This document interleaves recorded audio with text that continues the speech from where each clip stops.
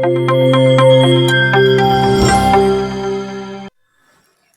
sobat semuanya, jumpa lagi di channel saya. Perkenalkanlah, saya Nova Rahmawati, calon guru penggerak angkatan 10 kelas 159B dari SMA Negeri Tulaan Kabupaten Pacitan.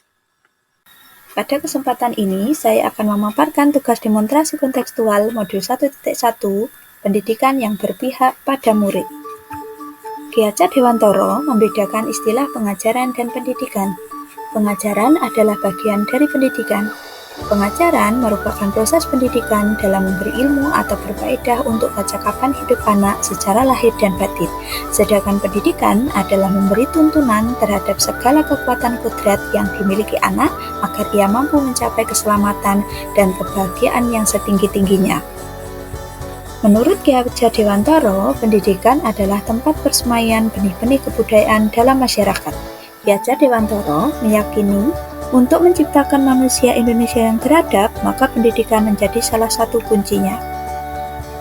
Tujuan pendidikan menurut Ki Hajar Dewantoro adalah menuntun segala kodrat yang ada pada anak-anak, agar mereka dapat mencapai keselamatan dan kebahagiaan yang setinggi-tingginya, baik sebagai manusia ataupun sebagai anggota masyarakat. Oleh karenanya, pendidik hanya dapat menuntun tumbuh atau hidupnya kekuatan kodrat pada anak, agar dapat memperbaiki laku hidupnya dan tumbuh kekuatan kodrat pada anak. Dalam proses menuntun, anak diberi kebebasan, namun pendidik sebagai pamong memberi tuntunan dan arahan agar anak tidak kehilangan arah dan membahayakan dirinya. Ki Hajar Dewantoro mengibaratkan peran pendidik seperti seorang petani atau tukang kebun. Anak-anak itu seperti biji tumbuhan yang disemai dan ditanam oleh Pak Tani atau tukang kebun di lahan yang telah disediakan. Tugas Pak Tani atau tukang kebun adalah merawat, memberi pupuk, membasmi hama yang ada pada tanaman tersebut. Akan tetapi, Pak Tani atau tukang kebun tidak dapat mengubah kodrat tumbuh tanaman tersebut. Dalam dunia pendidikan, kita juga sudah mengenal semboyan Ki Hajar Dewantoro, yaitu ing ngarsa song tulodo, ing madya mangun karso, tupuri handayani, yang mana memiliki maksud sebagai pemimpin pembelajaran, seorang guru harus memiliki contoh tauladan yang baik. Di tengah-tengah harus mampu membangkitkan dan membuka semangat murid-murid. Dari belakang harus memberi dorongan dan juga semangat moral kepada muridnya. Menurut kodrat alam dan kodrat zaman, Ki Hajar Dewantoro menyampaikan, dalam melakukan pembaruan yang terpadu, hendaklah selalu diingat bahwa segala kepentingan anak-anak didik, baik mengenai hidup diri pribadinya maupun hidup kemasyarakatannya, jangan sampai meninggalkan segala kepentingan yang berhubungan dengan kodrat keadaan, baik pada alam maupun zamannya. Pendidikan anak sejatinya menuntut anak mencapai kekuatan kodratnya sesuai dengan alam dan zaman. Jika ditinjau dari kodrat zaman, pendidikan saat ini menekankan pada kemampuan anak untuk memiliki keterampilan abad 21.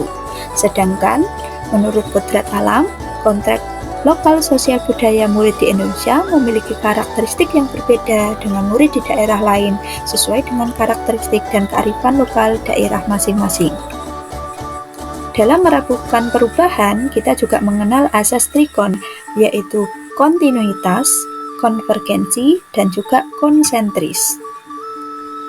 Filosofi Ki Hajar Dewantoro mengenai asas trikon dapat dilambangkan sebagai sistem tata surya, di mana murid digambarkan sebagai planet yang mengorbit pada matahari dalam garisnya masing-masing. Setiap planet berevolusi dengan kecepatan yang berbeda-beda, namun tidak pernah berhenti bergerak.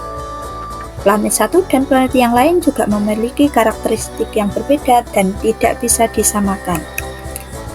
Dalam konteks pendidikan yang berpihak pada murid, anak bukanlah kertas kosong yang bisa digambar sesuai dengan keinginan orang dewasa. Anak lahir dengan kekuatan kodrat yang masih samar-samar.